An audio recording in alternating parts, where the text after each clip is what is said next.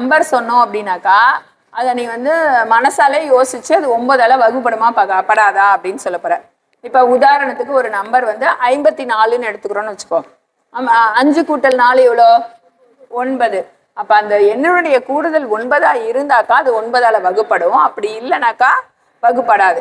இப்ப ஆளுக்கு ஒரு நம்பர் கேட்கவா? யோசிச்சு சொல்றீங்களா? சொல்றியா? 81 வகுப்படுமா படாதா சொல்லு பார்க்கலாம். 81 வகுப்படும். எப்படி வகுப்படும்? 8 கூட்டல் 1 9. 8 கூட்டல் 1 9ன்னு வர்றதுனால வகுப்படும். அவன்கிட்ட கொடு பார்க்கலாம். 65 வகுப்படுமா படாதா? படாது. ஏன் வகுப்படாது? 11. 6 கூட்டல் 5 வந்து என்ன வருது? 11. 11 வருது. அதனால 65 வகுப்படாது. இவன்கிட்ட கொடு. 603 வகுப்படும் மிஸ். எப்படி? 6 கூட்டல் 3 9. 6 கூட்டல் 3 9. 5 நீ சொல்லு பார்க்கலாம். 7 கூட்டல் 5 12 வகுப்படாது மிஸ். 7 கூட்டல் 5 எவ்வளோ? 12. 12. அதனால வகுப்படாது. ஓகே. இப்ப ஒரு பெரிய நம்பரா உனக்கு சொல்லவா? ஓகே.